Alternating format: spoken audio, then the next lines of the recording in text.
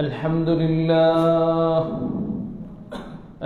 لله نحمده ونستعينه ونستغفره ونؤمن به ونتوكل عليه ونعوذ بالله من شرور أنفسنا ومن سيئات أعمالنا من يهده الله فلا مضل له ومن يضلله فلا هادي له ونشهد أن لا إله إلا الله وأشهد أن محمدا عبده ورسوله أرسله بالحق بشيرا ونذيرا وداعيا إلى الله بإذنه وسراجا منيرا أما بعد فإن خير الحديث كتاب الله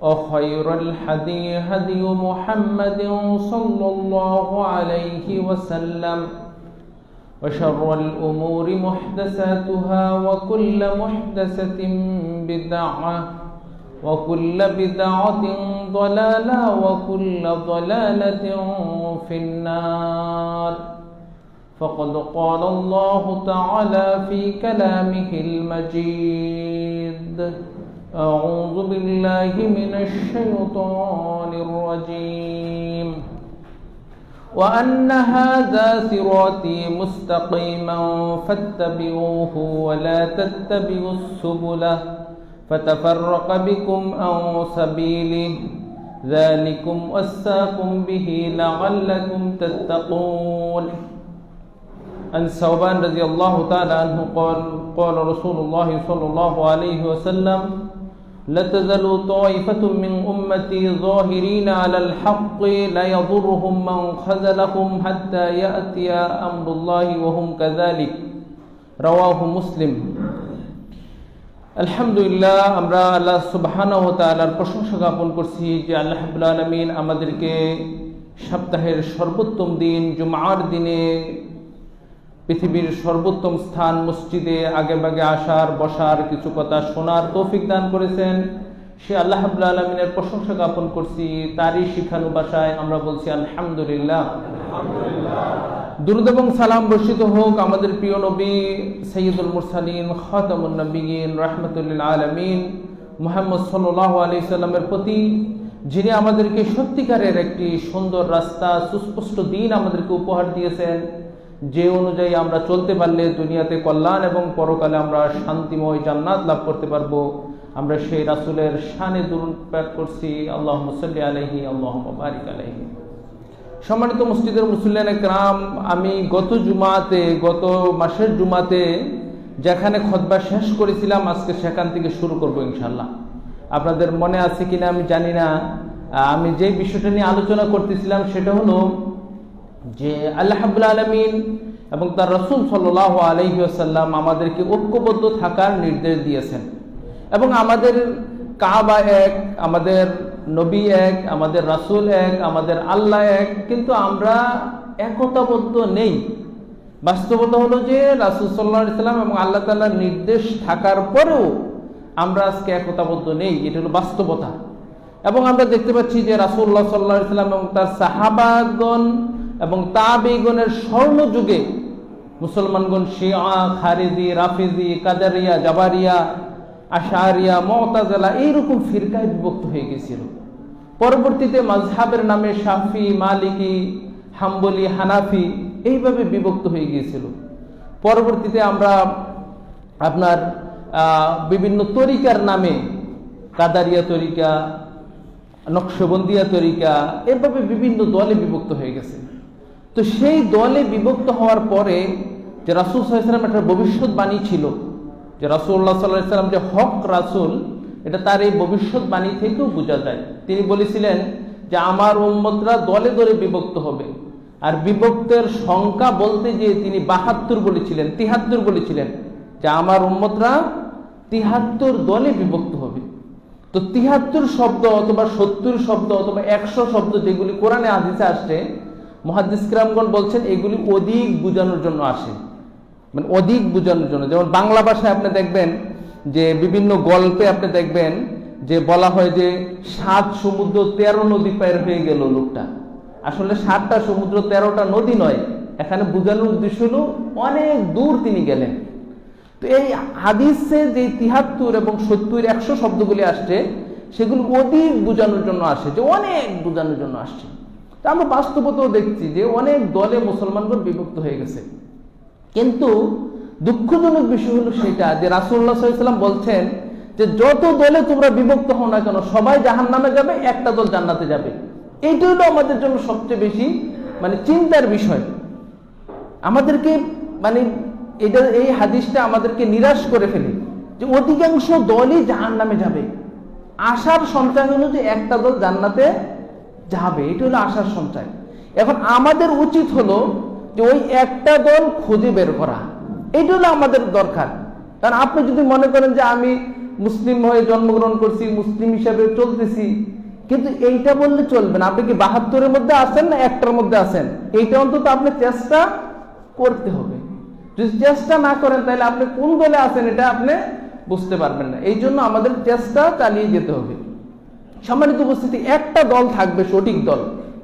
মহান আল্লাহ রাব্বুল আলামিন বলতেছেন, وَمِمَّنْ خَلَقْنَا أُمَّةً يَهْدُونَ بِالْحَقِّ وَبِهِ يَعْدِلُونَ, সূরা আরাফ আয়াত নম্বর 181। আল্লাহ বলতেছেন যে আমার সৃষ্টির মধ্যে উম্মাতুন, একটা দল থাকবে, ইয়াহদুনা বিল হক, তারা সত্যের পথে পরিচালিত হবে। সত্য কি? সত্য হলো ইসলাম। কুল জাআল হাক্কু ওয়া যাহাকাল বাতিল। রাসূল সাল্লাল্লাহু আলাইহি ওয়াসাল্লাম যখন মক্কা বিজয়ের দিন কাবা ঘরের মূর্তিগুলি ভাঙতেছিলেন, তখন তিনি বলেছিলেন যে সত্য এসেছে। সত্য এসেছে মানে ইসলাম এসেছে। এই ইসলামটা আসে কার থেকে? কুলিল হাক্কু মির রাব্বিক, সত্য আসে একমাত্র আল্লাহর পক্ষ থেকে। সুতরাং একটা দল থাকবে যারা সত্যের পথে পরিচালিত হবে, অর্থাৎ কোরআন এবং হাদিসের পথে যারা পরিচালিত হবে, এইরকম একটা দল থাকবে আল্লাহ রাব্বুল আলামিন বলতেছেন। তারপরে আল্লাহ রাব্বুল আলামিন বলতেছেন যে ওয়াবিহি ইয়াদিলুন, এবং তারা আদালত করবে, গোরামি করবে না, ছাড়াছাড়ি করবে না, বাড়াবাড়িও করবে না, ছাড়াছাড়িও করবে না, ন্যায়ের পথে প্রতিষ্ঠিত থাকবে। 2 নম্বর দলিল যে একটা দল থাকবে, হাদিস আসছে আব্দুল্লাহ ইবনে মাসউদ রাদিয়াল্লাহু তাআলা আনহু থেকে। তিনি বলতেছেন যে খাত্তালানা রাসূলুল্লাহ সাল্লাল্লাহু আলাইহি ওয়াসাল্লাম খাত্তান, রাসূলুল্লাহ সাল্লাল্লাহু আলাইহি ওয়াসাল্লাম একদিন আমাদের সামনে একটা রেখা টানলেন। রাসূলুল্লাহ সাল্লাল্লাহু আলাইহি ওয়াসাল্লাম কিন্তু সাহাবাদেরকে বিভিন্নভাবে শিক্ষা দিতেন, তো তিনি প্র্যাকটিক্যাল শিক্ষা দিচ্ছেন, একবার বাস্তবিক। তিনি একটা রেখা টানলেন। সুম্মা কাল, অথবা তিনি বললেন হাযা সাবিলুল্লাহ, এই যে আমি একটা রেখা টানলাম, সোজা রেখা, এটা হলো আল্লাহর রাস্তা। তারপরে তিনি খাত্তান ইয়ামিনিহি খাত্তান ওয়া খাত্তান শিমালিহি খাত্তান, তারপরে তিনি ডানে বামে কিছু রেখা টানলেন। তারপরে তিনি বললেন হাযা সাবিলুন ফিহি শয়তান ইয়াদউ ইলাইহি, এই যে রেখাগুলি আমি টানলাম ডানে বামে, এইগুলির প্রতিটা রেখার মধ্যে একটা একটা শয়তান আছে। ইয়াদউ ইলাইহি, সেই শয়তান তোমাদেরকে তার দিকে ডাকে। এটা কোন শয়তান? আমরা বলতে পারি যে শয়তান, আসল শয়তান হতে পারে, আসল শয়তান। কিন্তু আমরা অন্য হাদিসে দেখতে পাই যে রাসূল সাল্লাল্লাহু আলাইহি ওয়াসাল্লাম বলেছেন যে হুযায়ফা রাদিয়াল্লাহু তাআলা আনহুর হাদিসে তিনি বলছেন যে আবওয়াবুল জান্নাত আবওয়াবুন নার আল উলামাউ ফিল আবওয়াবিন নার ইয়াদউ ইলাইহি, বলছেন যে এমন কিছু আলেম হবে যারা জাহান্নামের দরজায় দাঁড়িয়ে থাকবে, ইয়াদউ ইলাইহি, তারা তাদের দিকে ডাকবে। আজাব মান আজাবু ফিহি মান আজাবু মিনহু কাযাবু ফিহি, যে ব্যক্তি তাদের দিকে ডাকে সাড়া দিবে তাদেরকে জাহান্নামে নিক্ষেপ করবে। তাহলে দেখতে পাই যে শয়তান শুধু আসল শয়তান নয়, মানুষদের মধ্যেও শয়তান রয়েছে। মিনাল জিন্নাতি ওয়ান নাস, আল্লাহ বলেন বলছেন কি যে শয়তান মানুষের মধ্য থেকে হতে পারে, জিনদের মধ্য থেকে হতে পারে, যারা বিভ্রান্ত দলগুলির দিকে ডাকবে, এবং আপনি যদি ওই দলগুলো সাড়া দেন তাহলে আপনাকে জাহান্নামে নিক্ষেপ করবে। তাহলে রাসূল সাল্লাল্লাহু আলাইহি ওয়াসাল্লাম একটা রেখা টানলেন, রেখাটাকে বললেন যে এই সোজা রেখাটা হলো সিরাতে মুস্তাকিম, আর ডানে বামে যে রেখাগুলি দেখতেছো ওইগুলি সিরাতে মুস্তাকিম নয়, কিন্তু তোমাদেরকে ওই দল থেকেও ডাকা হবে। বলবে যে আমরাই ইসলাম মানতেছি, আমরা আল্লাহ রাসূল মানতেছি, আমরা কোরআন মানতেছি, এইরকম বলে তোমাদেরকে ডাকবে। তারপর রাসূলুল্লাহ সাল্লাল্লাহু আলাইহি ওয়াসাল্লাম কোরআনের আয়াত তেলাওয়াত করলেন, ওয়া আন্না হাযা সিরাতি মুস্তাকিমান ফাত্তাবিউহু ওয়া লা তাত্তাবিউস সুবুল আন্না হাযা সিরাতি মুস্তাকিম। এইটাই হলো সরল সঠিক রাস্তা। ফাত্তাবিউহু, তোমরা এই রাস্তার অনুসরণ করো, ওয়া লা তাত্তাবিউস সুবুল, আর তোমরা ডানে বামের রাস্তা অনুসরণ করিও না। যালিকুম ওয়াসাকুম বিহি, এটা হলো আমার পক্ষ থেকে ওসিয়ত। আল্লাহ বলতেছেন আমার পক্ষ থেকে এটা হলো তোমাদের প্রতি ওসিয়ত। একজন ওসিয়ত কখন করে? মৃত্যুর শয়নে অথবা জীবনের শেষ প্রান্তে যে তার জীবনের গুরুত্বপূর্ণ কথাগুলি পরিবার পরিজনকে বলে যায়, ওসিয়ত। তা আল্লাহ বলতেছেন যে যালিকুম ওয়াসাকুম বিহি, এটা হলো আমার ওসিয়ত, লাআল্লাকুম তাত্তাকুন, যদি তোমরা তাকওয়াবান হয়ে থাকো। এই আয়াতটার দিকে যদি আপনি দেখেন যে দল যে একটা হবে সঠিক, যতগুলি শব্দ আছে হাযা সিরাতি মুস্তাকিমান ফাত্তাবিউহু, সবগুলি এক বচনের শব্দ। হাযা সিরাতি মুস্তাকিমান ফাত্তাবিউহু, এক বচনের শব্দ, মানে একটা দল থাকবে। তারপর আল্লাহ বলছেন ওয়ালা তাত্তাবিউস সুবুল, ওইখানে বহু বচন বলছেন। তার মানে সঠিক দল হবে একটা, আর বিভ্রান্ত দল হবে অনেকগুলি। তাহলে একটা দল সঠিক হবে। 3 নম্বর দলিল সাউবান রাদিয়াল্লাহু তাআলা আনহুর হাদিস, সহিহ মুসলিমের হাদিস 1920 নম্বর হাদিস। রাসূলুল্লাহ সাল্লাল্লাহু আলাইহি ওয়াসাল্লাম বলেছেন লা তাযালু তাইফাতুম মিন উম্মতি যাহিরিনা আলাল হক লা ইয়াদুররুহুম মান খাযালাহুম হাত্তা ইয়াতি আমরুল্লাহি ওয়া হুম কাযালিক। আমার উম্মতের মধ্যে একটা দল হবে সত্যের উপরে বিজয়ী থাকবে সবসময়। যাহিরিনা আলাল হক, সত্যের উপরে বিজয়ী থাকবে, আর তাদের বিরোধীরা তাদের কোনো ক্ষতি করতে পারবে না। এবং এই অবস্থায় চলতে চলতে চলতে চলতে কিয়ামত চলে আসবে, কিন্তু তারা বিজয়ী থাকবে হকের উপরে। বিজয়ী থাকা অর্থ কি? অনেকে মনে করেন বিজয়ী থাকা মানে ক্ষমতায় থাকা, বিজয়ী থাকা মানে সংখ্যায় অধিক হওয়া, বিজয়ী থাকা মানে অধিক পাওয়ারে থাকা। বিজয়ী থাকার অর্থ এটা নয়। বিজয়ী থাকার অর্থ হলো আদর্শের উপরে টিকে থাকা। আপনি যদি আদর্শচ্যুত হন তাহলে আপনি বিজয়ী হতে পারলেন না। আমরা অনেককে দেখতে পাই যে ক্ষমতা পরিবর্তনের সাথে সাথে আদর্শ চেঞ্জ হয়ে যায়। দাড়ি বড় ছিল, ছোট হয়ে গেছে, প্যান্ট টাকনুর উপরে ছিল, নিচে চলে গেছে। তাহলে আদর্শিক বিজয়ের মধ্যে আপনি নেই। আপনার উপর অত্যাচার জুলুম আসে, কিন্তু আপনি আদর্শের উপর টিকে আছেন, এটি হলো বিজয়ী। আপনি আদর্শচ্যুত হন নাই, আপনার উপর অত্যাচার আসছে, জুলুম আসছে, কিন্তু আপনি আদর্শ থেকে বিচ্যুতি হন নাই, এটি হলো বিজয়ী, যে আপনি সত্যের উপরে দৃঢ় আছেন। আমরা যদি দেখি নবীদের কাহিনী, নবীদের মধ্যে এমন অনেক ছিলেন কিয়ামতের দিন উপস্থিত হবেন, একজন তার সাথে অনুসারী নেই। আমরা কি ওই নবীকে ব্যর্থ নবী বলবো যে সে ব্যর্থ হয়ে গেছে, সে একটা অনুসারী আনতে পারেনি? না, তিনি আদর্শের উপর টিকে ছিলেন। নূহ আলাইহিস সালাম 950 বছর দাওয়াত দিয়েছেন, অল্প সংখ্যক মানুষ তার অনুসারী হয়েছেন। আমরা কি তাকে ব্যর্থ নবী বলবো? নবীদের মধ্যে আপনি দেখবেন অল্প কয়েকজন নবী, হাতে গোনা 2-4 জন নবী ছাড়া অন্য কোন নবী রাষ্ট্র ক্ষমতায় যেতে পারেন নাই, রাষ্ট্র প্রতিষ্ঠা করতে পারেন নাই। তাহলে কি আমরা তাদেরকে ব্যর্থ বলবো? না, বরং ব্যর্থতা এবং সফলতা হলো আদর্শের উপর টিকে থাকা। আপনি কি আপনার আদর্শকে জলাঞ্জলি দিয়েছেন, না আদর্শের উপরে টিকে ছিলেন? এটা হলো আপনার বিজয়ী হওয়া এবং আপনার পরাজিত হওয়ার মাপকাঠি। তা আমরা বলবো যে রাসূলুল্লাহ সাল্লাল্লাহু আলাইহি ওয়াসাল্লাম বলেছেন যে আমার একটা দল, আমার উম্মতের মধ্যে একটা দল, তারা সত্যের উপরে বিজয়ী থাকবে, সবসময় তাদের আদর্শের উপর টিকে থাকবে, এবং এইটা কিয়ামত পর্যন্ত, কিয়ামত হয়ে যাবে, তারপর তারা এই আদর্শের উপর টিকে থাকবে। সম্মানিত উপস্থিতি, একটা দল থাকবে। আব্দুল্লাহ ইবনে ওমর রাদিয়াল্লাহু তাআলা আনহুর হাদিস, ইবনে মাজাতে 42 নম্বর হাদিস, রাসূল সাল্লাল্লাহু আলাইহি ওয়াসাল্লাম বলেছেন লা ইয়াতিয়ান্না আলা উম্মাতিন কামা আতা আলা বনি ইসরাঈল, আমার উম্মতের মধ্যে ওই অবস্থা হবে যেই অবস্থা হয়েছিল বনি ইসরাঈলের মধ্যে। হাদওয়ান নাআল বিন নাআল, জুতার সাথে জুতা যেমন মিলে যায়, একইভাবে আমার উম্মত এবং বনি ইসরাঈল একই হয়ে যাবে। তারপর রাসূল সাল্লাল্লাহু আলাইহি ওয়াসাল্লাম বললেন তাফাররাকাত বনি ইসরাঈল 73 ফিরকা, বনি ইসরাঈল 72 দলে বিভক্ত হয়েছিল। ওয়া সাতাফতারিকু হাদিহিল উম্মাহ 73 মিল্লাহ, অচিরেই আমার উম্মত যারা আল্লাহ এবং তার রাসূলকে বিশ্বাস করবে এই রকম লোকেরা 73 দলে বিভক্ত হবে। কুল্লুহুম ফিন্নার ইল্লা ওয়াহিদা, একটা দল ছাড়া সবাই জাহান্নামে যাবে।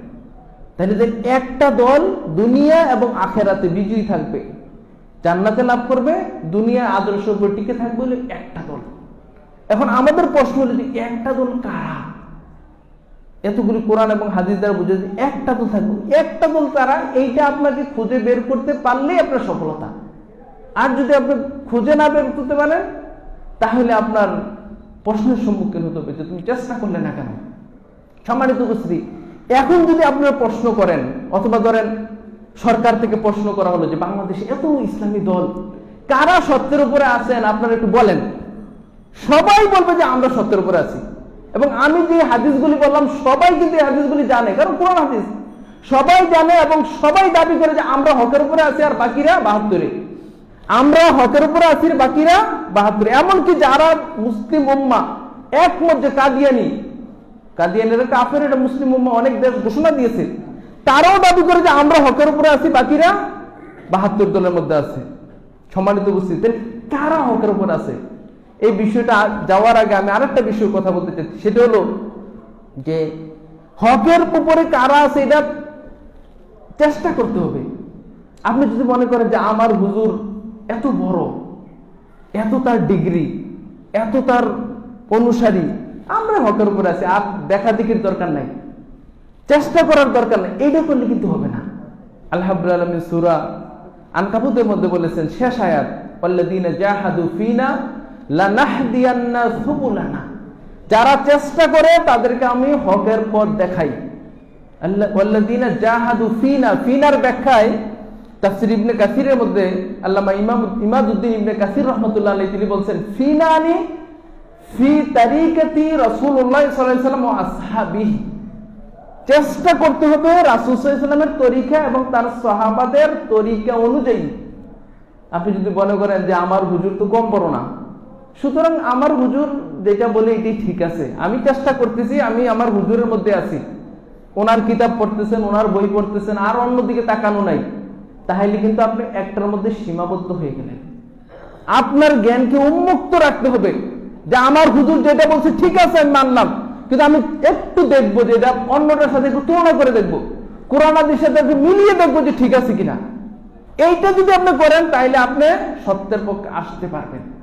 আর যদি মনে করেন যে না আমি যেটা বুঝছি, ওনার কি ডিগ্রি কম আছে বা ওনার চেহারা কি কম সুন্দর, ওনার কি মুরিদ কম আছে, এইগুলি বললে আপনি কিন্তু হকের পথে পাবেন। আপনি বলবেন যে আমারটা হুজুরেরটা ঠিক আছে, কিন্তু আমি একটু দেখবো, কোরআন হাদিস পড়বো, দেখবো, দেখে আমি মানার চেষ্টা করব। সম্মানিত উপস্থিতি, আপনি যদি সালমান ফারসি রাদিয়াল্লাহু তাআলা জীবনী দেখেন, তিনি 300 বছরের উপরে বেঁচে ছিলেন এবং তিনি হক পাওয়ার জন্য এত কষ্ট করেছেন।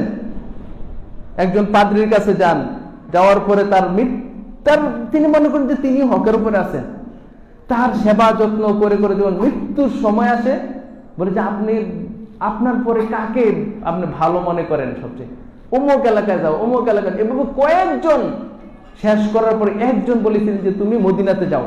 মদিনা তো বলেন নাই, বলেছিলেন অমুক এলাকায় যাও, খেজুর বাগান আছে। তারপরে তিনি যখন মদিনাতে আসেন, মদিনাতে আসার পরে তাকে কিছু আলামত বলেছিলেন যে যিনি শেষ নবী হবেন, সত্য নবী হবেন, তার কিছু আলামত আছে। আলামত কি? সে হাদিয়া খাবে কিন্তু সাদাকা খাবে না, এরকম কিছু আলামত বলে দিয়েছেন, মোহরে নবুয়ত থাকবে। তো তিনি মদিনাতে এসে গোলাম হয়ে একজনের কাজ করতেছেন, সালমান ফারসি রাদিয়াল্লাহু তাআলা। হঠাৎ করে খবর পেলেন যে শেষ নবী আগমন হয়েছে মদিনাতে। প্রথম দিন তিনি গেলেন, তিনি কিছু সাদাকার মাল নিয়ে গেলেন পরীক্ষা করার জন্য, যে দেখেন তার অবস্থা, পরীক্ষা করার জন্য, যে দেখি যে তিনি শেষ নবী, আসলে কি শেষ নবী না মানুষ মিথ্যা বলতেছে। প্রথম দিন তিনি কিছু সাদাকা দিলেন, বললেন যে এটা আমার সাদাকা দিচ্ছে আপনাকে। তো রাসূলুল্লাহ সাল্লাল্লাহু আলাইহি ওয়াসাল্লাম বললেন, তার সাহাবীদেরকে বলে দিলেন যে এই যে সাদাকা আছে তোমরা খেয়ে ফেলো। তিনি গ্রহণ করলেন না প্রথম দিন, কিন্তু তিনি বুঝলেন যে না, মুহাম্মদ সাল্লাল্লাহু আলাইহি ওয়াসাল্লাম ঠিক আছে। পরের দিন তিনি আবার হাদিয়া নিয়ে গেলেন, বললেন যে আল্লাহ রাসূল সাল্লাল্লাহু আলাইহি ওয়াসাল্লাম আমি কিছু হাদিয়া নিয়ে এসেছি। তখন রাসূল সাল্লাল্লাহু আলাইহি ওয়াসাল্লাম দেখলেন যে খাইলেন, তিনি গ্রহণ করলেন, তখন তিনি বুঝতে পারলেন যে ঠিক আছে। পরে তিনি মোহরে নবুয়ত চেক করলেন, করার পরে তারপরে তিনি ইসলাম গ্রহণ করলেন। দীর্ঘ ঘটনা রয়েছে হাদিসের মধ্যে সালমান ফারসি রাদিয়াল্লাহু তাআলা। তা আপনাকেও চেষ্টা করতে হবে যে আমি যার অনুসরণ করতেছি তিনি ঠিক আছে, কিন্তু আমি যে ঠিকের মধ্যে আছে এটা আমি দেখবো, একটু অন্ধভাবে আমি মানবো না, আমি দেখবো, একটু চেষ্টা করব। সম্মানিত উপস্থিতি, এইটা যদি আপনাদের মনে থাকে তাহলে ইনশাআল্লাহ সত্যের পথ সবাই পাবে, ইনশাআল্লাহ চেষ্টা করবে।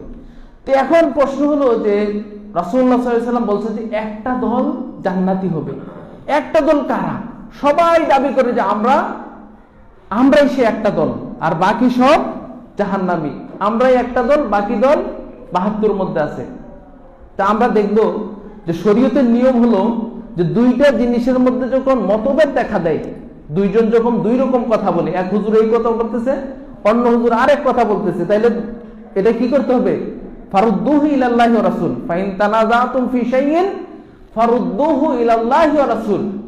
যখন দুইটা জিনিসের মধ্যে মতবিরোধ দেখা দেবে তখন তোমরা এটা আল্লাহ এবং তার রাসূলের দিকে ফিরিয়ে দাও। সূরা নিসার 59 নম্বর আয়াত। অন্য আয়াতে আল্লাহ বলছেন ওয়া ইন ইখতালাফতুম ফি শাইইন ফাহুকমুহু ইলাল্লাহ। সূরা শুরার 10 নম্বর আয়াত। যখন তোমাদের মধ্যে ইখতিলাফ দেখা দিবে এটার ফয়সালা দিবেন আল্লাহ তাআলা, আল্লাহ এবং তার রাসূলের দিকে ফিরিয়ে দাও। তাহলে আমাদের সামনে একটা মাসআলার হলো কি যে হকপন্থী কারা? সবাই বলে আমরা হকপন্থী।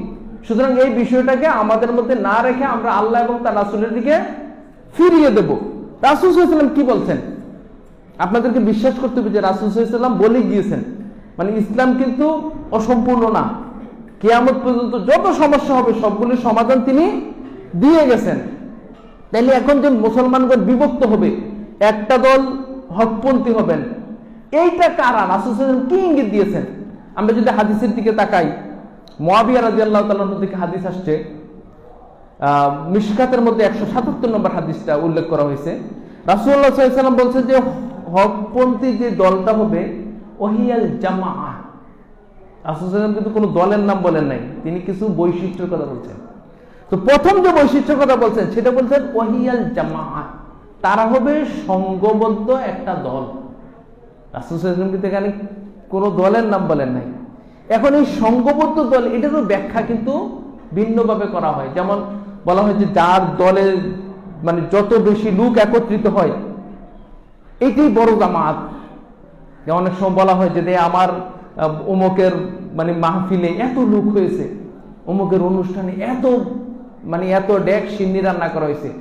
ডেক বললেন না, কি বলেন, পাতিল, এত পাতিল সিন্নি রান্না করা হয়েছে, এত লোক হয়েছে, এত বড় মাহফিল হয়েছে। মানে এটা বুঝাতে চাচ্ছেন যে লোক অনেক বেশি হয়েছে, তার মানে আমরাই হকের মধ্যে আছি। সম্মানিত উপস্থিতি, হকের মাপকাঠি কখনো সংখ্যা দিয়ে হয় না, এটা সূত্র। ইসলাম বোঝার সূত্র হলো হক কখনো সংখ্যা দিয়ে হয় না। মানে অনেক লোক একত্র আছে, তারা হকের মধ্যে আছে, এটা ইসলাম বলে না। বরং গণতন্ত্রের ভাষা হলো এটা, যে বেশি লোক যেদিকে ক্ষমতায় থাকবে সে, এটা হলো গণতন্ত্রের ভাষা। কিন্তু ইসলামের ভাষা হলো যে হক যেখানে সেটাই জামাত। যেটা আব্দুল্লাহ ইবনে মাসউদ রাদিয়াল্লাহু তাআলা বলেছেন যে আল জামাআতু মা ওয়াফাকাল হাক্কু ওয়া ইন কুনতা ওয়াহদাক। তুমি যদি একাও হও আর তোমার মধ্যে হক রয়েছে, তুমি একটা জামাত। একটা এলাকার মধ্যে একটা লোক আছে যে নিরপেক্ষভাবে কোরআন এবং সহিহ হাদিস মানার চেষ্টা করে, কোনো গোরামি, কোনো শিরক, কোনো বিদআত করে না, তাহলে আমরা ধরে নেব এই একটা লোকে হকের মধ্যে আছে আর সে একজনই একটা জামাত। আর হাজার লোক থাকতে পারে ওই গ্রামের মধ্যে যারা হয়তো কুসংস্কারের মধ্যে লিপ্ত আছে, শিরক বিদআতে লিপ্ত আছে, অন্যায়ের মধ্যে লিপ্ত আছে, তাহলে আমরা বলবো যে হাজার লোক হলেও একটা জামাত নেই, হকের উপরে নেই, কোনো না কোনো ভাবে তারা বিভ্রান্তির মধ্যে আছে। কিন্তু একটা লোক, দুইটা লোক, তিনটা লোক তারা শিরক বিদআত করতেছে না, নিরপেক্ষভাবে কোরআন হাদিস মানতেছে, আমরা বলবো যে তারাই একটা জামাতের মধ্যে আছে। সম্মানিত উপস্থিতি, কোরআন এবং হাদিসের যদি তাকান তাহলে বেশি লোককে আল্লাহ রাব্বুল আলামিন কখনো সমর্থন করেন নাই। কোরআনের যে ভাষাগুলি আসছে কাসির, আকসার, এই শব্দগুলিতে দেখা যায় যে আল্লাহ রাব্বুল আলামিন অধিক সংখ্যক লোকের নিন্দা করেছেন। সূরা বাকারার 100 নম্বর আয়াত, আকসারুহুম লা ইউমিনুন, অধিকাংশ লোকের ঈমান আনে না।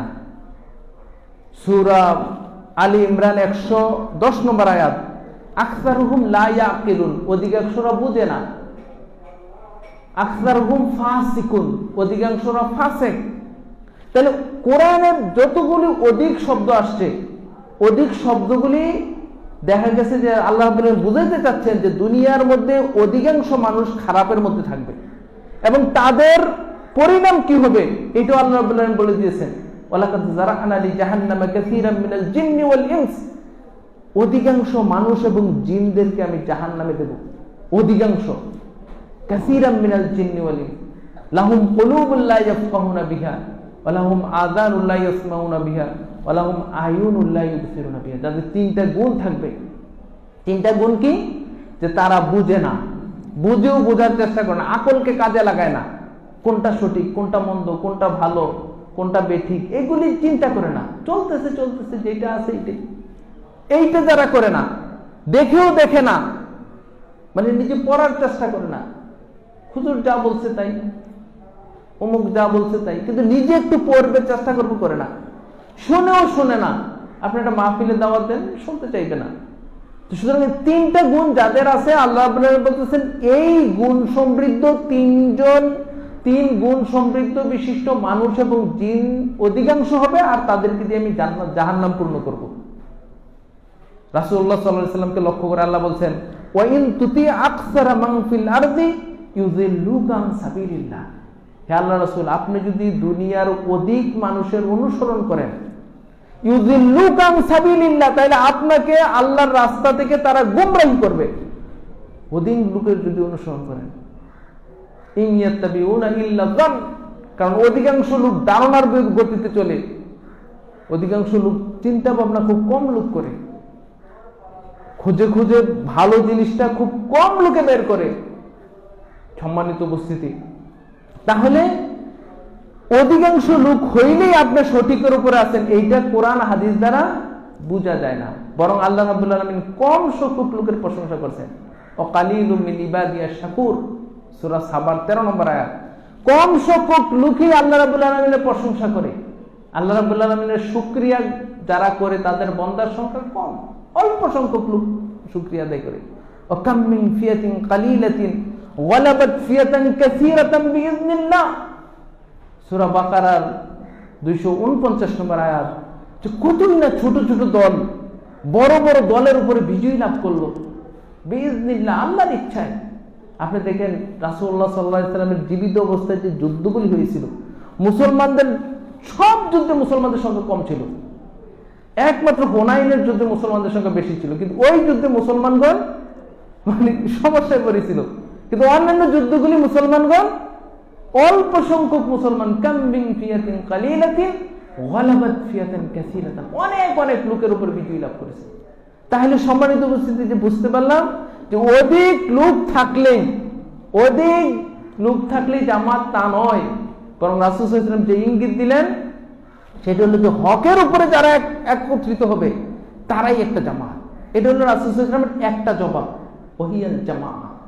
হকপন্থী হওয়ার প্রতি রাসূল সাল্লাল্লাহু আলাইহি ওয়াসাল্লামের যে দ্বিতীয় যে কথা বলেছিলেন, মা আনা আলাইহি ওয়া আসহাবি, আমি এবং আমার সাহাবাগণ যেই দলের উপরে আছি। তিরমিজির 3641 নম্বর হাদিস এটা। আমি এবং আমার সাহাবাগণ যেই দলের মধ্যে আছি তারাই হকের উপরে থাকবে। তারপর রাসূল সাল্লাল্লাহু আলাইহি ওয়াসাল্লাম অন্য একটা হাদিস আসছে, যেটা ইমাম যাহাবী মিজানুল ইহতিদালের মধ্যে এবং হাইসামি তার মাজমুআ যাওয়ায়েদের মধ্যে সহিহ সূত্রে উল্লেখ করেছেন। সেটা বলেছেন তিনি যে মা আনা আলাইহি আল ইয়াউম ওয়া আসহাবি, আজকের দিনে আমি এবং আমার সাহাবাগণ যেই দলের মধ্যে আছি তারাই সফলতা লাভ করবে কিয়ামতের দিন। সম্মানিত উপস্থিতি, এই জন্য আপনার প্রতিটি আমল, প্রতিটি কথা, প্রতিটি আকীদা, প্রতিটি বিশ্বাস দেখতে হবে যে রাসূলুল্লাহ সাল্লাল্লাহু আলাইহি ওয়াসাল্লামের সাথে মিলি কিনা। একটা উদাহরণ দিলে বুঝবেন। আপনার বাবা মারা গেছে, এখন আপনি কি করবেন? আপনি যদি প্রচলিত যে ইসলাম সেটা মানেন, তো বলা হবে যে আপনি কাছের যে হেফখানা আছে তো কয়েকজন হাফেজ নিয়ে আসো, এসে মারা যতক্ষণ জানাজা না হয় তখন একটু কোরআন পড়ুক, তারা চতুর্পাশে কোরআন পড়ুক।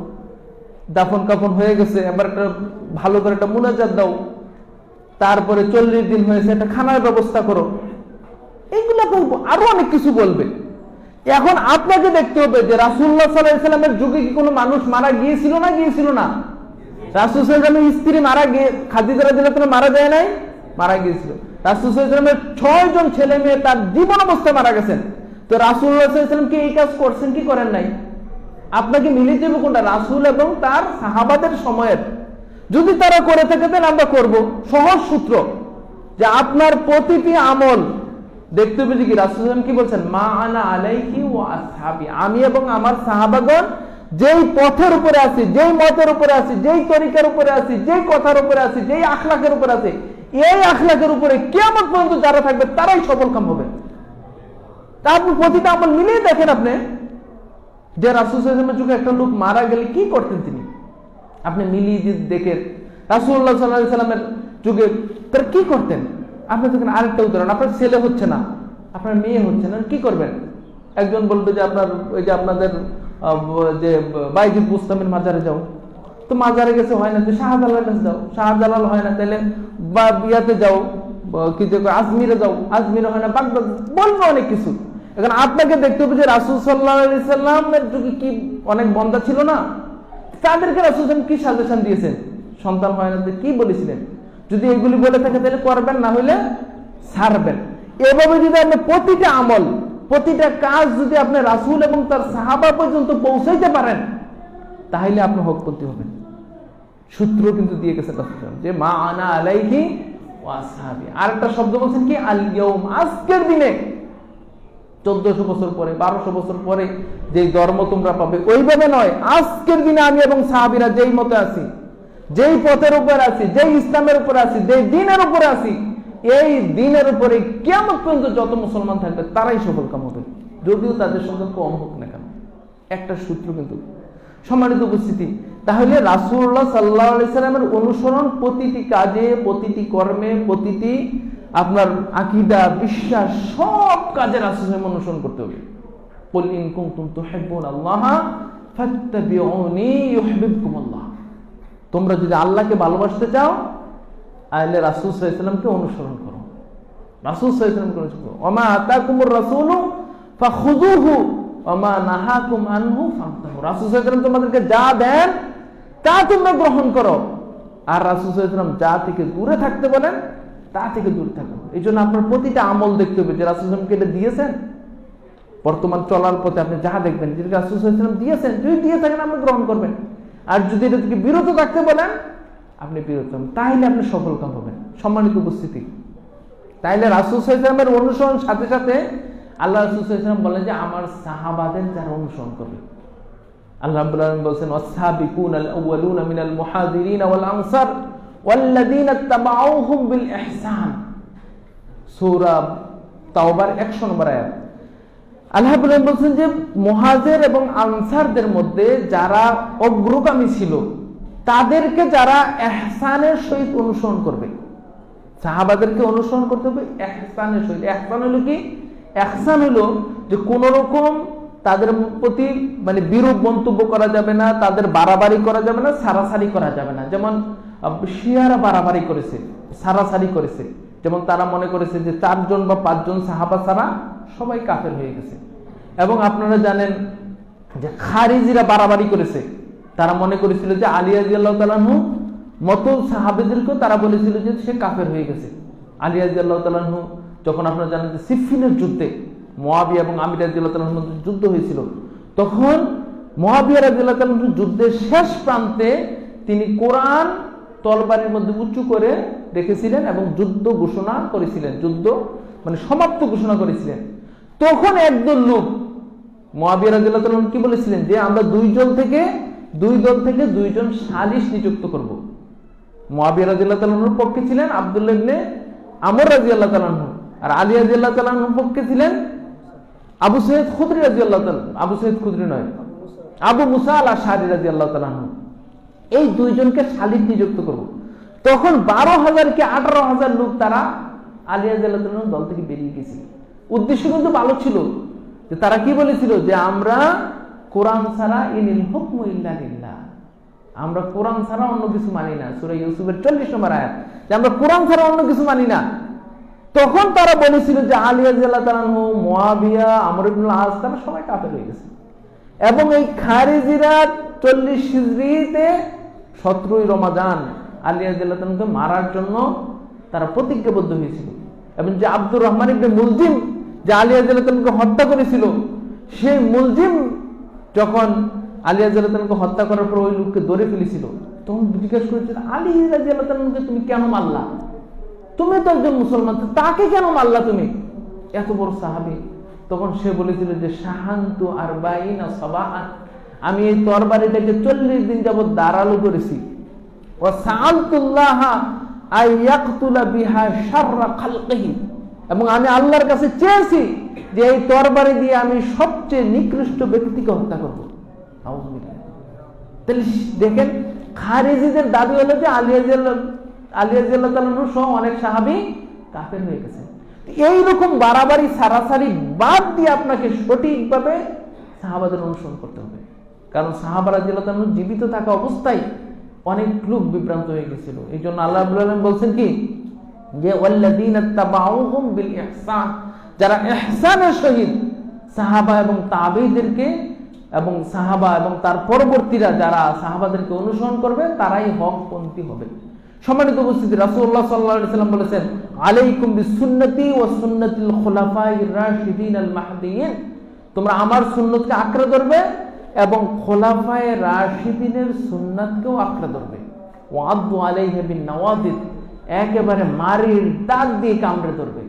তাহলে রাসূলুল্লাহ সাল্লাল্লাহু আলাইহি ওয়াসাল্লামের সুন্নাত এবং তার সাহাবাদের সুন্নাহ অনুযায়ী যদি আমাদের প্রতিটি কাজ, প্রতিটি কর্ম, প্রতিটি চিন্তা, প্রতিটি ভাবনা আমাদের যদি পরিচালিত হয়, তাহলে আমরা সত্যের পথে যেতে পারবো। আল্লাহ রাব্বুল আলামিন আমাদেরকে সেই তৌফিক দান করুন। সম্মানিত উপস্থিতি, তাহলে এই যে পথ, আপনার প্রতিটি আমল এবং প্রতিটি কাজ আপনার সাহাবাদের মতো হয় কিনা, অন্যদের মতো হয় কিনা, এটা চেষ্টা করতে হবে। এটি হলো আপনার প্রতি দায়িত্ব এবং কর্তব্য, যে আমার আমলটা ঠিক হচ্ছে কিনা আমি একটু যাচাই করব, আমার আমলটা সত্য হচ্ছে কিনা আমি একটু যাচাই করব। একজন হুজুর একটা কথা বলল, আমি তার রেফারেন্সটা দেখব যে ঠিক আছে কিনা। আপনার যদি আপনাদের ধর্ম সঠিকভাবে বুঝে না নিতে পারেন, একজন এটা বলে দিল, আপনি একটু বিনয়ের সহিত জিজ্ঞেস করবেন যে আপনি যে কথাটা বললেন এটা কোথায় আছে। যে রাসূলুল্লাহ সাল্লাল্লাহু আলাইহি সাল্লামের বিভিন্ন গল্প, যে রাসূলুল্লাহ সাল্লাল্লাহু আলাইহি সাল্লামের যুগে একজন মহিলা ছিল, তো সে প্রতিদিন রাসূল সাল্লাল্লাহু আলাইহি সাল্লামের বাড়ির রাস্তাতে কাঁটা বিছিয়ে রাখতো। একদিন দেখা গেল যে ওই মহিলাটা নাই, তো রাসূল সাল্লাল্লাহু আলাইহি সাল্লাম জিজ্ঞেস করলেন যে ওই মহিলাটা কোথায়, তিনি অসুস্থ। রাসূল সাল্লাল্লাহু আলাইহি সাল্লাম তার সেবা করলেন, ওই মহিলাটা আপনার ভালো হয়ে গেলেন, ইসলাম ধর্ম গ্রহণ করলেন। কিন্তু এই ঘটনা দিয়ে তো আধা ঘন্টা শেষ। তাই একটু বিনয়ের সাথে জিজ্ঞেস করবেন, এই যে ঘটনাটা বললেন এটা কোথায় আছে, কোথায় আছে এটা রাসূল সাল্লাল্লাহু আলাইহি সাল্লাম বলছেন। যদি বলতে পারেন বিনয়ের সহিত জিজ্ঞাসা করবেন, তাহলে দেখবেন মিথ্যা কথা, এটা রাসূল সাল্লাল্লাহু আলাইহি ওয়াসাল্লামের শানে মিথ্যা কথা বলা হয়েছে। এটা এইরকম ঘটনা রাসূল সাল্লাল্লাহু আলাইহি ওয়াসাল্লামের ঘটে নাই। এরকম অসংখ্য ঘটনা আপনারা দেখতে পাবেন, যে হাদিসের নামে, সাহাবাদের নামে, পরবর্তী নবীদের নামে, বিভিন্ন নবীদের নামে। ইব্রাহিম আলাইহিস সালাম নাকি 100 উট একদিন কুরবানি করেছিলেন, পরের দিন আবার 100 ছাগল, পরের দিন 100 গরু। একটু জিজ্ঞাসা করুন কোথায় পাইছেন, শুধু এতটুকু জিজ্ঞাসা করুন, আমি একটু যাচাই করতে চাচ্ছি। আপনি যে কথাটা বললেন আমি শুধু যাচাই করব যে এটা কোথায় আছে, তাহলে দেখবেন সবাই সাবধান হয়ে যাবে। আল্লাহ আমাদেরকে বুঝার তৌফিক দান করুন। সম্মানিত উপস্থিতি, এই হকপন্থী দল কারা, এইটার বর্ণনায় বিভিন্ন জন বিভিন্ন রাসূল সাল্লাল্লাহু আলাইহি ওয়াসাল্লাম তো কোনো দলের নাম বলেন নাই যে কোন দল তারা, কিন্তু বিভিন্ন সাহাব, বিভিন্ন পরবর্তী বিভিন্ন মুহাদ্দিসগণ দলের নাম বলেছেন। যেমন আমরা যদি দেখি যে আব্দুল্লাহ ইবনে মুবারক রাহমাতুল্লাহি আলাইহি, তার নাম সবাই জানেন, যে বড় পণ্ডিত লোক ছিলেন। তিনি বলেছেন যে হুম আসহাবুল হাদিস, একটা দল যে নাজাত প্রাপ্ত হবে, ফিরকাতুন নাদিয়া তায়ফাতুন মানসুরা, একটা দল হবে তারা হলেন আসহাবুল হাদিস। তারপর আমরা যদি দেখি তার জন্ম হয়েছিল 118 হিজরিতে। তারপরে জন্ম হয়েছিল আহমদ ইবনে হাম্বল রাহমাতুল্লাহি আলাইহি। আমরা জানেন যে তিনি 10 লক্ষ হাদিসের হাফেজ ছিলেন, সবচেয়ে বড় হাদিসের পণ্ডিত ছিলেন, ইমাম বুখারীর উস্তাদ ছিলেন। তিনি বলেছেন ইল্লাম ইয়াকুন আসহাবুল হাদিসি ফালা আদরি মানহুম। এই যে তায়েফা মানসুরা একটা দল, তারা যদি আসহাবুল হাদিসরা না হয় তাহলে আমি জানি না তারা কারা। এই দুইটা কথা আপনারা শরফ আসহাবুল হাদিস কিতাবের মধ্যে পাবেন, যিনি খতিব বাগদাদি আসহাবুল হাদিসদের মর্যাদা বর্ণনা করতে তিনি একটা কিতাব রচনা করেছেন আলাদা। সম্মানিত উপস্থিতি, আসহাবুল হাদিস বা আহলে হাদিস এটা কিন্তু কোনো দলের নাম নয়। এই যে পূর্ববর্তী যুগ থেকে এই কথাটা বলে আসলো যে একটা দল নাজাত প্রাপ্ত হবে, তারা হলেন আসহাবুল হাদিস, কিন্তু এখন এটা কোনো দলের নাম নয়, এটা হলো কিছু বৈশিষ্ট্যের নাম, একটা পথের নাম, একটা মতের নাম নয়, একটা পথের নাম। যেই পথ রাসূলুল্লাহ সাল্লাল্লাহু আলাইহি ওয়াসাল্লাম এবং সাহাবীদের কথাকে বিনা দ্বিধায় কোন শর্ত ছাড়া যারা মানে তারাই হলো এই নামে অভিহিত হয়েছিলেন। সাহাবাদের যুগ থেকে এই দল প্রচলিত হয়ে আসছে। কারা? যারা কোরআন এবং হাদিসকে নিঃশর্ত মানে, কোন শর্ত নাই।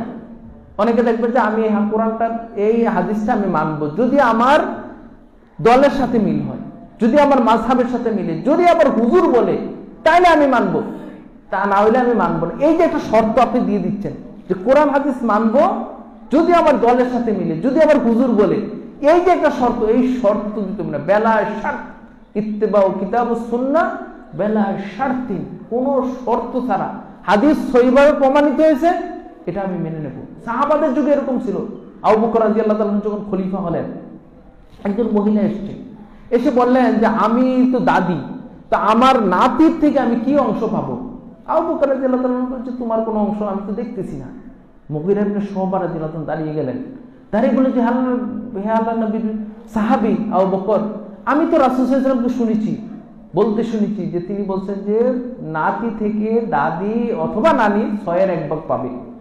আবু বকর রাদিয়াল্লাহু তাআলা সাথে সাথে তিনি ফিরে গেলেন, তুমি ঠিক বলেছো? বলছে হ্যাঁ। আরেকজন সাহাবী দাঁড়িয়ে বলেন যে এটা কি ঠিক বলেছে? হ্যাঁ ঠিক বলেছে। তখন আবু বকর রাদিয়াল্লাহু তাআলা ওইভাবে রায় দিলেন। তিনি তার মতের পক্ষে ঠিক থাকলেন না যে আমি যেটা বলছি এইটাই, সাথে হাদিস পেলেন, সাথে সাথে তিনি তার রায় পরিবর্তন করে দিলেন। ওমর রাদিয়াল্লাহু তাআলা তিনি ঘোষণা করলেন যে মোহরের ক্ষেত্রে তোমরা বাড়াবাড়ি করিও না, কমাই দাও মোহর। তখন একজন মহিলা দাঁড়িয়ে বললেন যে হে ওমর রাদিয়াল্লাহু তাআলা, আল্লাহ রাব্বুল আলামিন তো বলছেন যে তোমরা যদি কোনো মহিলাকে কিন্তার পরিমাণ, একেবারে পাহাড় পরিমাণ মোহর দাও, তালাক দিলে ওইটা আর ফিরিয়ে নিও না। তা আল্লাহ তো কিন্তারের কথা বলছেন, তা আপনি এত কম বলতেছেন কেন?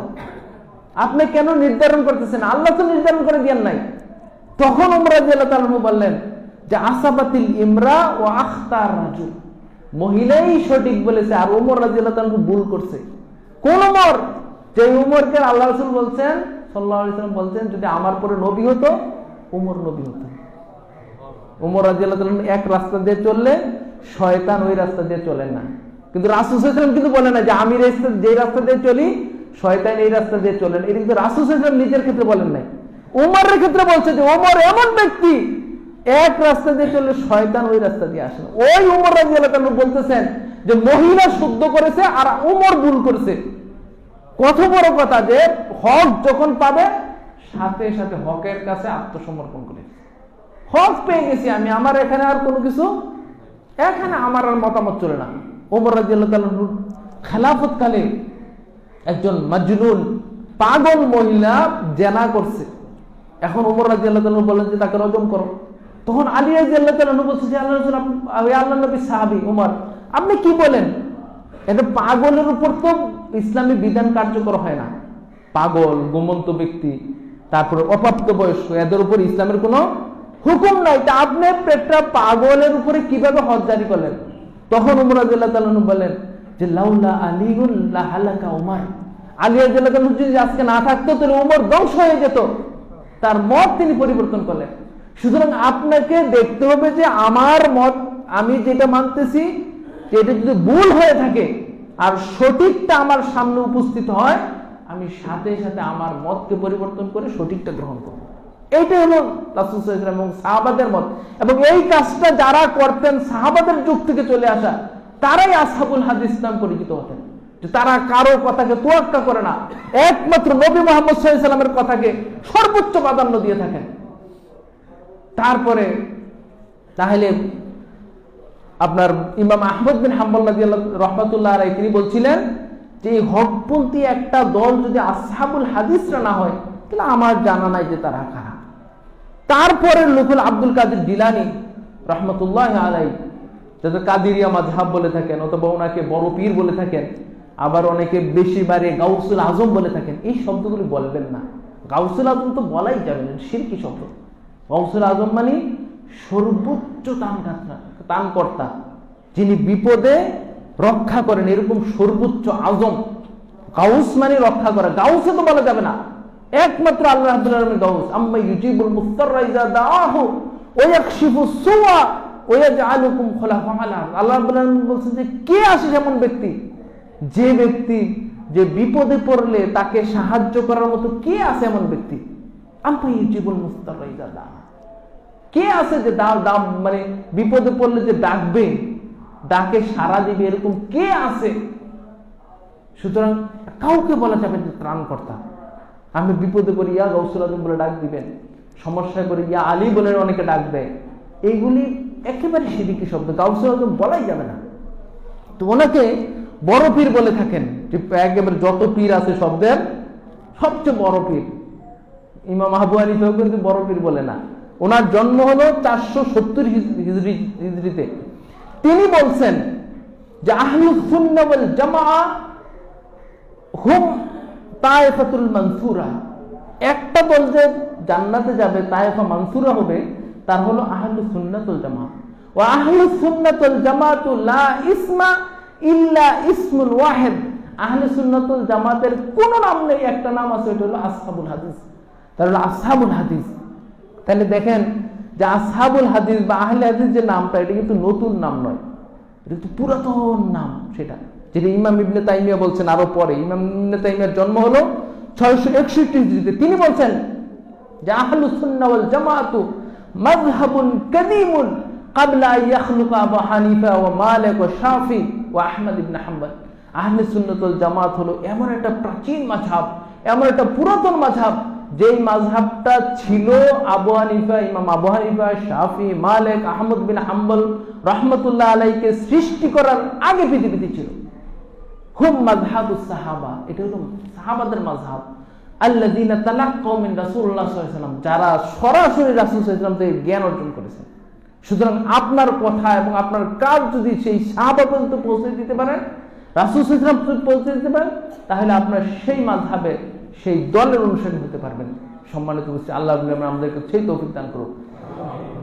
ইমাম ইবনে তাইমিয়ার ছাত্র ছিলেন ইবনে কাসির রহমতুল্লাহ আলাইহি, যার বিখ্যাত তাফসির কোরআনুল আযীম, যেটাকে আমরা তাফসির ইবনে কাসির বলে থাকি। এই তাফসিরের সূরা বানী ইসরাঈলের 71 নম্বর আয়াত ব্যাখ্যা করতে যে ইমাম ইবনে কাসির রহমতুল্লাহ আলাইহি বলছেন যে ইয়াউমা নাদউ কুল্লু নাসিম বিইমামিহিম। আল্লাহ রাব্বুল আলামিন বলছেন যে প্রত্যেক ব্যক্তিকে কিয়ামতের দিন তার ইমাম সহ ডাকা হবে, নেতা সহ ডাকা হবে, যে আপনি কার অনুসারী ছিলেন তাদের সহ ডাকা হবে। ইবনে কাসির রহমতুল্লাহ আলাইহি বলছেন হাযা আকবারু শারফিন লি আসহাবিল হাদিস। আসহাবুল হাদিসদের জন্য এটা সবচেয়ে বড় মর্যাদার বিষয়। লিয়ান্না ইমামুহুম মুহাম্মদ সাল্লাল্লাহু আলাইহি ওয়াসাল্লাম, কারণ তাদের ইমাম হলো সরাসরি মুহাম্মদ সাল্লাল্লাহু আলাইহি ওয়াসাল্লাম। সুতরাং আপনার আমল, আপনার কাজ হবে মুহাম্মদ সাল্লাল্লাহু আলাইহি ওয়াসাল্লাম পর্যন্ত। যে আমি এই কাজটা করব যদি রাসূল সাল্লাল্লাহু আলাইহি ওয়াসাল্লাম করে থাকেন, আমি এই আমলটা করব যদি রাসূল সাল্লাল্লাহু আলাইহি ওয়াসাল্লাম করে থাকেন, যদি সাহাবাগণ করে থাকেন। আর যদি না করে থাকেন, তিনি যত বড় হুজুর হোক, আমি এই আমল করতে রাজি না। এই আমল করে আমি ভিন্ন পথে যেতে চাই না, আমি সিরাতে মুস্তাকিমে থাকতে চাই, যেটা প্রতিদিন আমরা সূরা ফাতিহার মধ্যে প্রতি রাকাতে পড়ি, ইহদিনাস সিরাতাল মুস্তাকিম। আমাদেরকে সরল সঠিক পথ দেখাও, যেই পথের উপর সাহাবা ছিলেন, যেই পথের উপর তাবিঈ ছিলেন, যেই পথের উপর নবীগণ চলে গেছেন, সেই পথের উপর আমরা থাকবো। তো সম্মানিত উপস্থিতি, যেই একটা দলের কথা আমি বললাম যে সেটা হলো বৈশিষ্ট্যগত একটা দল, সেই দল হলো বৈশিষ্ট্যগত দল, যেটা রাসূল সাল্লাল্লাহু আলাইহি ওয়াসাল্লাম বলেছেন যে আমার এবং আমার সাহাবাদের উপরে, আমি এবং আমার সাহাবাগণ যে আমলের উপরে, যে আকীদার উপরে, যে বিশ্বাসের উপরে, যে আখলাকের উপরে আছে, কিয়ামত পর্যন্ত যারা এই দলের উপরে থাকবে তারাই সেই দলের অনুসারী হবে। তো মুহাদ্দিসগণ নাম দিয়েছেন, আসহাবুল হাদিস বলেছেন, আহলুল হাদিস বলেছেন। কিন্তু এখন যদি কেউ মনে করে যে আমরা তো আহলে হাদিস অনেকে নাম দেই, সুতরাং আমরা তো হয়েই গেছি, এটা করলে হবে না, বরং কাজ করতে হবে। আপনার কাজ যদি রাসূলুল্লাহ সাল্লাল্লাহু আলাইহি ওয়াসাল্লামের তরিকা মতো না হয়, আর আপনার নাম যত বড়ই দেন, এটা কাজ হবে না। কারণ মুহাদ্দিসগণ যে আসহাবুল হাদিস বলেছেন, তারা বৈশিষ্ট্যগত বলেছেন, প্রতিটি ক্ষেত্রে তারা কোরআন এবং হাদিসকে মেনেছেন। আবার অনেকে বলে যে আহলে হাদিস নামও দেওয়া যাবে না। এইটাও আসলে নাম তো কোনো বড়াইয়ের বিষয় নয়, বরং একটা পরিচিতিমূলক। কারণ আমরা যদি দেখি যে আবু সাইদ খুদরি রাদিয়াল্লাহু তাআলা থেকে পরের দিকে যে হুম মানে তোমরা তাদের জন্য নুয়াসিয়ালাকুমুল মাজালিস ওয়া নুফাহিমাকুমুল হাদিস ফাইন্নাহুম খুলুফুনা ওয়া আহলুল হাদিস বাদুনা, এই যে রাসূল সাহাবাদের উক্তি থেকে নিয়ে আমরা সব যুগেই দেখি যে একটা শব্দ বলে আসছে, কিন্তু এটা আমল করে দেখিয়ে দিতে হবে যে আপনি কোন দলের। সুতরাং নাম বললেই আপনার কিন্তু মুক্ত পাবেন না যে আমি অমুক দলের সদস্য, কিন্তু কাজ যদি না হয়, বরং আপনি যদি কাজ করেন আর যদি নামও না থাকে তো আপনি ওই দলের সদস্য হবেন। আপনি কাজ করতেছেন কিন্তু আপনি নাম নিচ্ছেন না, তো আপনি সঠিক দলের অনুসারী হবেন। তো সম্মানিত উপস্থিতি, সংক্ষিপ্ত পাবেন যে বিষয়টা আপনাদেরকে বলতে চেয়েছি সেটা হলো যে আল্লাহ রাব্বুল আলামিন যে বলেছেন যে একটা দল থাকবে, রাসূল সাল্লাল্লাহু আলাইহি ওয়াসাল্লাম বলেছেন যে 73টা দলের মধ্যে একটা দল দুনিয়ার মধ্যে তারা বিজয়ী থাকবে হকের উপরে এবং পরকালে তারা নাজাত প্রাপ্ত হবে। ওই দলের কিছু পরিচয় আমি আপনাদের সামনে উপস্থাপন করার চেষ্টা করেছি। আর মূল কথা হলো, সর্বশেষ কথা হলো যে যারা পবিত্র কোরআন এবং সহিহ হাদিসকে কোনো শর্ত ছাড়া, কোনো মানে ছাড়া, মানে কোনো শর্ত সারায়াত ছাড়া যারা সঠিকভাবে কোরআন এবং হাদিসকে মানবে, আল্লাহ রাসূল সাল্লাল্লাহু আলাইহি ওয়াসাল্লাম এবং তাদের কথাই বলে গেছেন। আল্লাহ রাব্বুল আলামিন যেন আমাদেরকে সেই দলের অনুসারী হওয়ার, সেই দল খুঁজে বের করার এবং সেই অনুযায়ী আমল করে দুনিয়াতে কল্যাণ এবং আখিরাতে নাজাত পাওয়ার তৌফিক দান করেন। সুবহানাকাল্লাহুম্মা ওয়া বিহামদিকা আশহাদু আল্লা ইলাহা ইল্লা আনতা আস্তাগফিরুকা ওয়া আতুবু ইলাইক।